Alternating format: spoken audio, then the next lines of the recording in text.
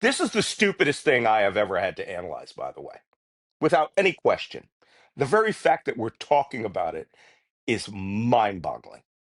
But the president of the United States brought his stupid concept and has now created a stupid reality that NATO, Denmark, and the people of Greenland now have to calculate in their day to day life.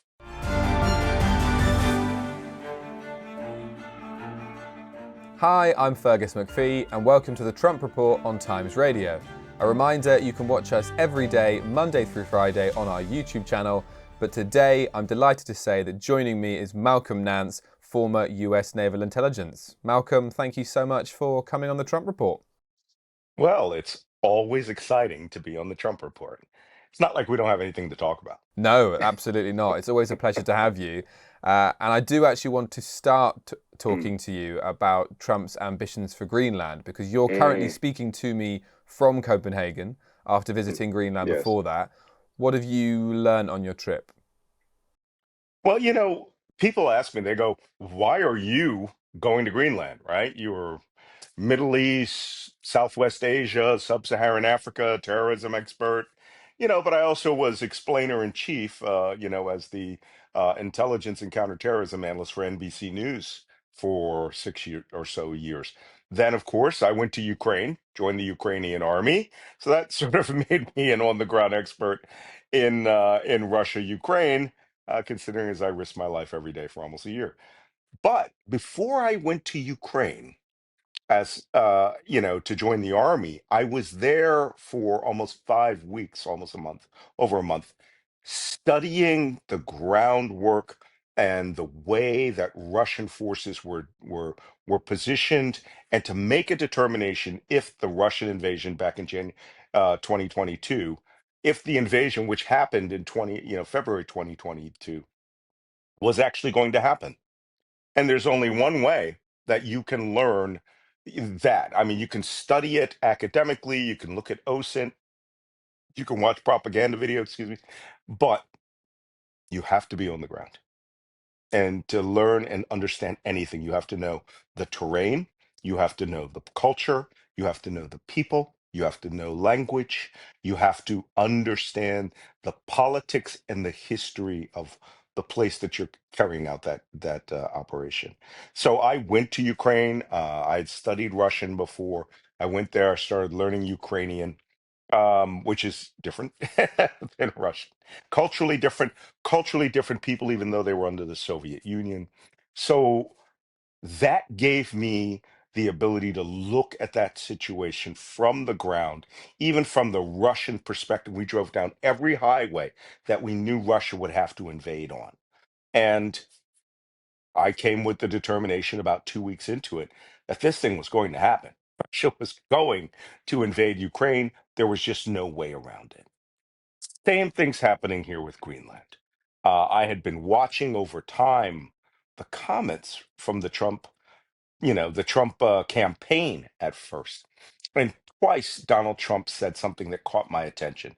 And one of them was, we are going to expand the territory of the United States greatly. I just thought, what? You know, we're pretty big right now, but it means he had territorial ambitions somewhere. Then he started making his 51st state joke, which was not a joke. Incorporating Canada as 51st state. And by January, he started making open, blatant statements the United States would take Greenland.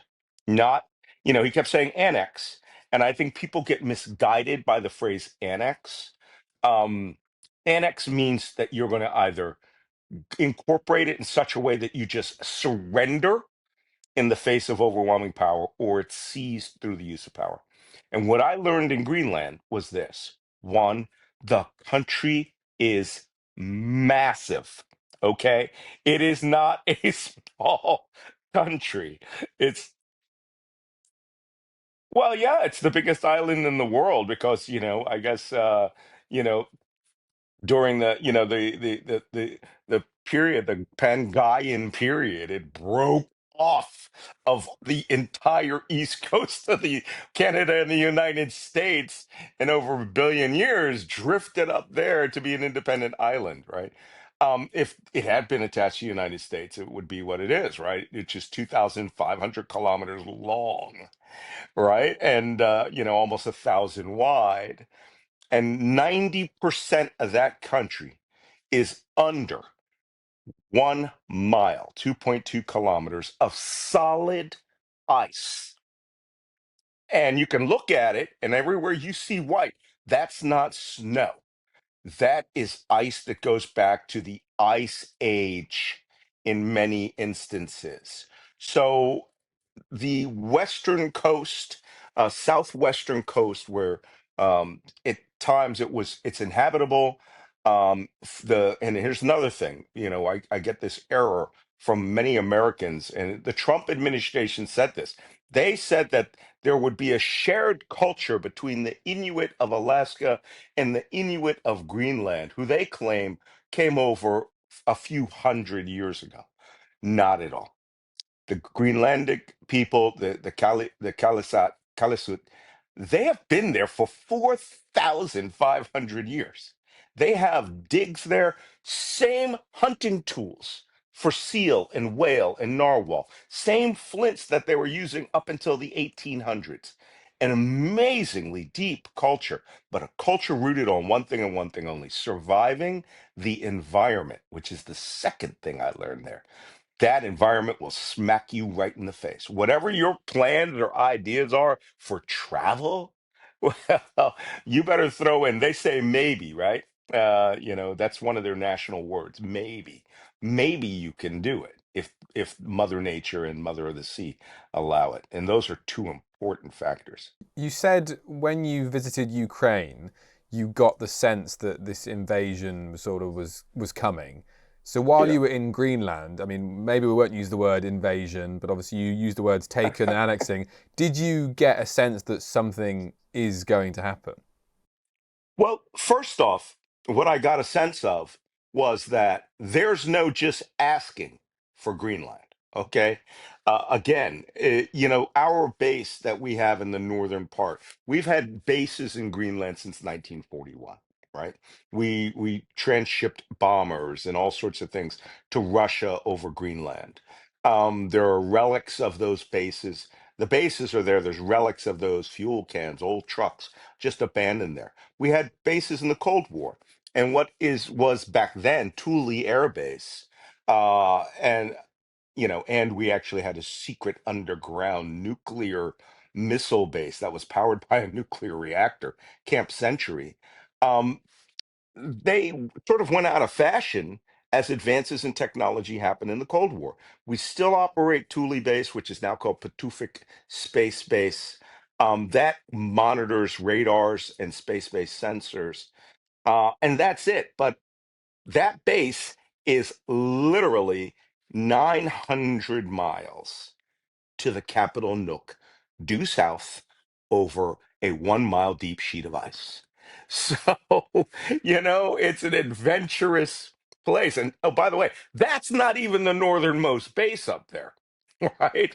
The Danes operate, what do they call it? Camp Nord, which is they have their dog sled patrols are up there. They have a deep ice core drilling program up there.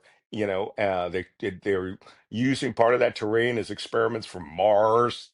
So you're not even near the deepest part of the deep Arctic. You might be at 66 degrees north or something, but hey, it's pretty far up there. So that's important to know that our capabilities are nowhere near there, but the people are really the most important factor there. Peaceful, no history of intertown or there's no tribes, right? These are the same people. The Kalia, that's how they pronounce it. I had to try to learn Greenlandic while I was up there. And they had no history of animosity. Of course, you have the general human things. There was no tribal warfare, right? The town of Pamiat didn't get into their boats and row over to, another town and attempt to take it over, rape, burn, pillage to get their sealskins. They didn't do that. Everything up there was about survival, right up until the arrival of, Eric the Red. who set up in 982 the first Scandinavian presence on Greenland, and they have been there ever since. So both cultures. When you mentioned the bases there, we know that one of the reasons the US holds so much interest in the country is, sort of stems from national security concerns regarding Russia and China, and that the US Pituffik Space Base, I think is how you Yeah, pronounce it, yeah. that would be really important in defending the US against, any attacks that come over the Arctic Circle, perhaps. I wanted to ask, after being there, are those purely American fears, or do the people of Greenland also have those concerns? You know, if anyone's watching, I'm laughing, right? Um, I've spent decades in U.S. intelligence, and I've been in wars.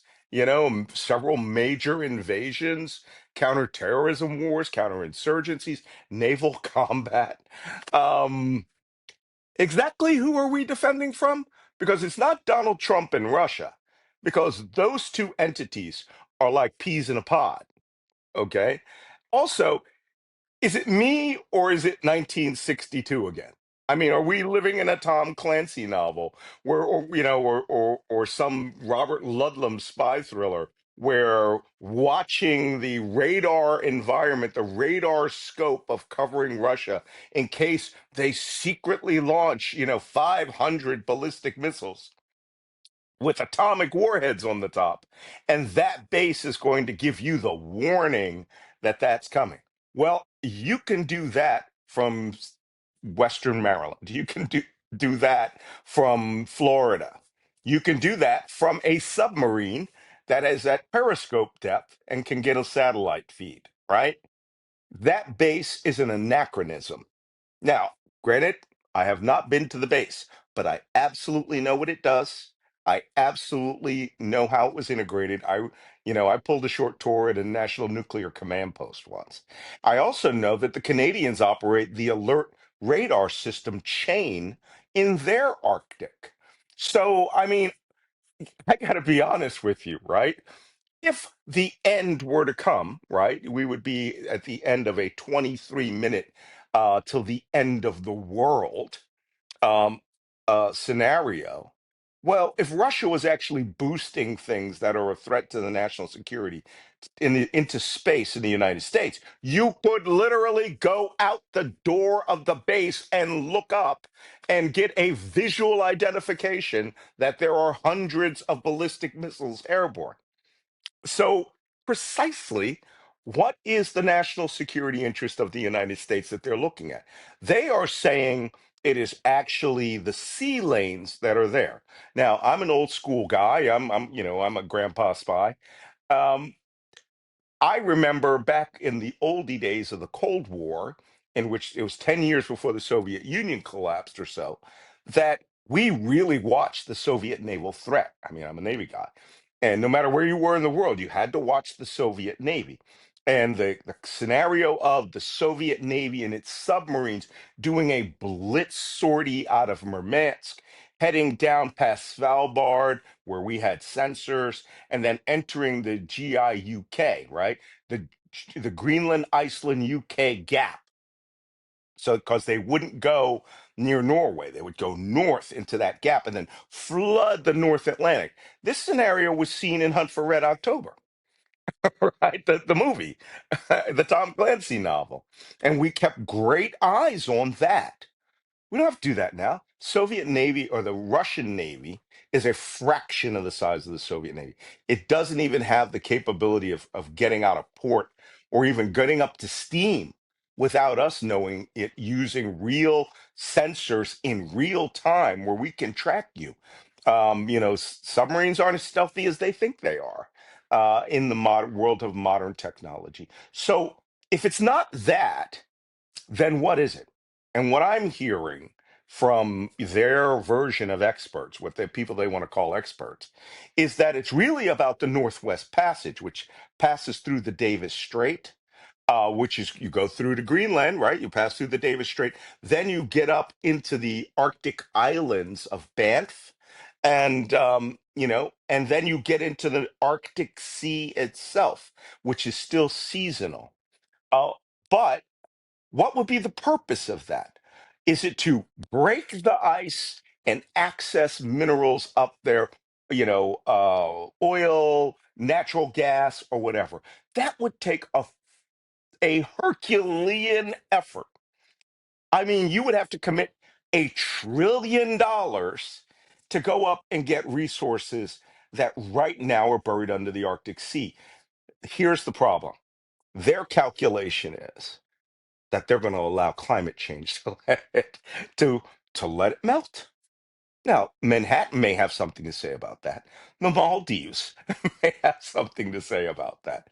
But where is the logic in this? So, as an intelligence professional, geopolitical analyst, I do not see the rationale. There's no Chinese up there, by the way. None. Well, there's not even Chinese restaurants run by Filipinos. So, what are they talking about? There is something else at play here. I have a suspicion of what it is because they talk about it. You know, Are you willing to talk about that suspicion? sure. There is an ideology that is burning through Washington right now called dark enlightenment. And it is the weirdest thing you will ever hear outside of like ISIS. And it is a tech bro philosophy, which was pushed by these multi-millionaire guys in Silicon Valley who admire this philosopher hippie king called Curtis Yarvin, who believes that the United States should not be a democracy or a representative republic. It should use advanced technologies and transform itself into a Technet of America. This philosophy started in the 1930s, right? Mechanico and whole Metropolis, iRobot thing. And it sounds crazy, right? It sounds fantastical, futurist stuff. And a key component of this tech bro world is that the United States must expand physically in order to get the natural resources to take us to Mars and beyond. Um, and in their 1930s philosophy, it was supposed to encompass from like Ecuador to the North Pole. In the white supremacist, racist tech bro world, it goes from the Rio Grande to through Canada to the North Pole and all of Greenland. And these people have been pushing. Greenland is full of riches that the tech world could use. I mean, to have data centers require enormous amounts of fresh water.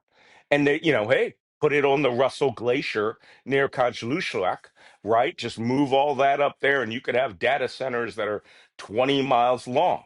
Another weird component of this, and is the belief that these tech bros should create technologically advanced cities for the tech bros to go and create these, pseudo anarchic, non democratic societies.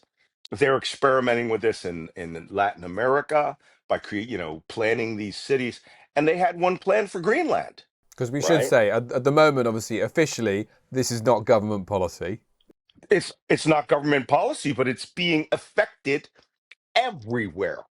To the point, look, when the New York Times finally wakes up and says Curtis Yarvin's crazy philosophy is now running Washington, D.C., it's pretty much official that it's running what Doge and firing all the government workers was a Curtis Yarvin philosophy. He called RAGE, RAGE, remove all government employees, and you were supposed to replace them with AI and advanced automation. So this philosophy was supposed to create a thing called the Technet of America, and it requires the annexation of Canada and its people and Greenland and all its resources and riches. Crazy, right? Well, I have the president of the United States who controls 4,500 atomic bombs and the largest military in history talking seriously about this. And do you think we actually will see that sort of push ahead in Greenland?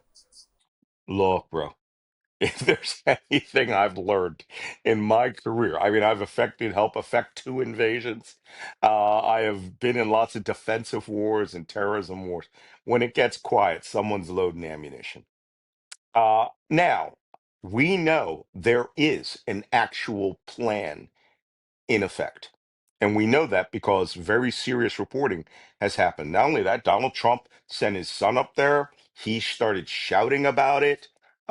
They started looking for opposition figures to back. They, they garnered an enormous, massive protest there, like 3,000 people out of a city of 18,000, where you literally know everybody is pretty bad. So, but then we started getting reporting that they had developed, the White House had ordered a plan to financially uh, calculate how much it would cost the United States to absorb 57,000 people and that territory into our country. And then we started getting a pushback, which had to have come from Mike Waltz, the national security advisor. 10 days after that Washington Post article, a New York Times article comes out and says, yeah, we have a plan. We want to do this peacefully. We don't plan on using force. But yes, there is a plan and it's underway. Okay. When those plans don't pan out and something bad happens to Donald Trump, he is very irrational. I speak to his former lawyer, Michael Cohen, every week in a podcast we do, which we call him and Lev Parnas. We call two felons and a spy. And they say no, Trump will not use force. That's not his thing. But then he caveats it and goes, this guy in the White House is not the guy that I worked for 15 years. He has people and currents around him which are making him do things that he really thinks he's an emperor. And he may decide, I will expand the United States more than Thomas Jefferson and the president who expanded it the most, who is most noteworthy for it, James K. Polk, right? Who no one remembers. But he did expand everything west of the Mississippi. Trump has this in his head now. And the only question is, as his plans fail politically, will he decide that a very short 24-hour US Denmark war, because that's what it would be, seizing Greenland, you would have to go around. They have naval assets there. They have two corvettes and a frigate, and they're not small ships, and they're highly capable of defending that town if they had to. Are we planning on doing that? Are you gonna the cops in Nuuk are all rotated from Denmark. They're not Greenlandic cops. They're like, 50 guys, young guys who are from Copenhagen, who go there for a tour to protect the towns and out in there, and then they rotate back home. Could you imagine U.S. troops having them at gunpoint? It would be like the first day of the Falkland Islands invasion by the Argentinians. It's a, I'm gonna caveat it this way too. This is the stupidest thing I have ever had to analyze, by the way, without any question. The very fact that we're talking about it is mind boggling. But the president of the United States brought his stupid concept and has now created a stupid reality that NATO, Denmark, and the people of Greenland now have to calculate in their day to day life. I want to move on slightly to Sure. someone you've already mentioned, and that is Elon Musk.